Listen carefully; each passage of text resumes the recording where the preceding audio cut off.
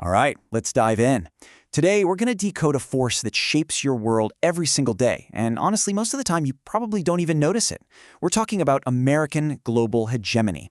So let's break down how this incredible influence actually works. So let me just start with this question.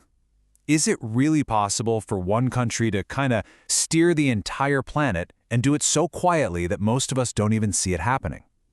This isn't some plot from a spy movie. We're talking about the real underlying systems that run our world.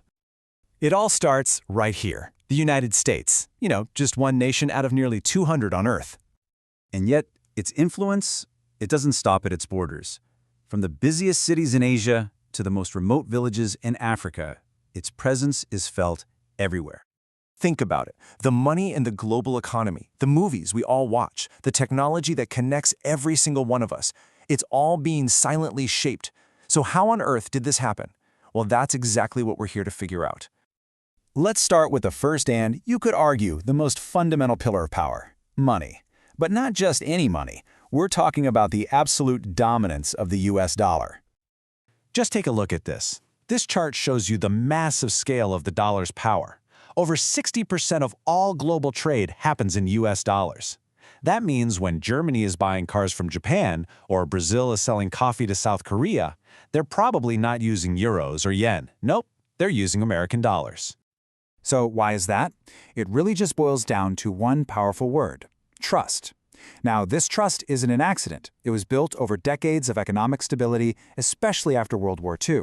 And it's reinforced by systems that price major things like oil in dollars. This isn't a rule that's forced on people with guns, it's just the accepted global standard. And that trust gives America incredible economic leverage over the entire planet. Okay, so that's the financial system. Let's move to our second pillar and see how this influence goes from what's in our wallets to what's inside our heads. We're talking about cultural power, and its global headquarters, Hollywood. You see, Hollywood doesn't just make movies. It exports a lifestyle, a set of values, a vision of the world. Giants like Netflix and Disney aren't just entertainment companies. They are incredibly powerful vehicles for exporting American culture on a scale we've never seen before in human history. And this quote right here, it just nails it. Through decades of movies and TV shows, images of yellow cabs, the Statue of Liberty, that Manhattan skyline, they've been beamed into billions of minds. It creates this shared cultural reference point, a global familiarity with American places and ideas, whether you've been there or not. Okay, on to pillar number 3. If culture shapes how we think, technology shapes how we live. This is the digital empire, and, well, it is overwhelmingly American. How do you find information? For most of the world, the answer is Google. That device that's probably in your hand right now, the whole ecosystem you live in, Apple. And how do you connect with friends, family, the world? Meta. The software that runs the majority of businesses and personal computers on the planet, Microsoft. And the very infrastructure of e-commerce, not to mention the cloud that basically underpins the modern internet itself, Amazon. So here's the crucial takeaway from all that. Your digital life, the apps you cap every single day, the massive amounts of data you're constantly creating, even the cloud where your most precious memories are stored, it is largely managed and controlled by American companies.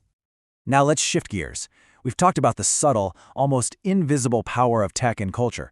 But what about the most visible, most traditional form of power? That brings us to Pillar 4, raw military and technological superiority. I mean, just look at this chart. The numbers are absolutely staggering.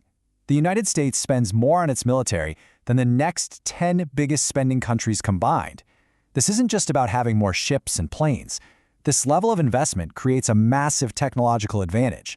We're talking next-gen fighter jets, global satellite networks that no one else can match. It gives America an unparalleled physical influence across the globe.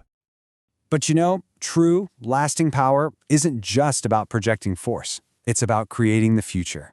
So let's look at our fifth and final pillar, the power of innovation, which has effectively made America the world's idea factory.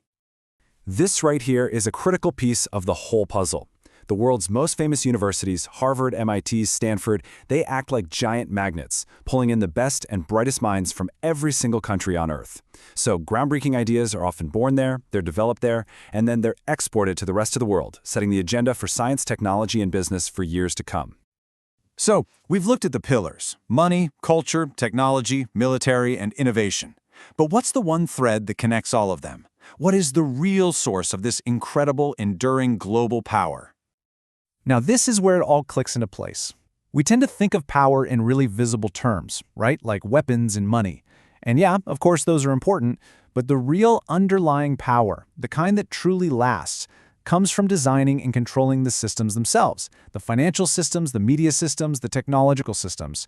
When you get to set the rules of the game, you don't have to worry quite as much about winning every single play.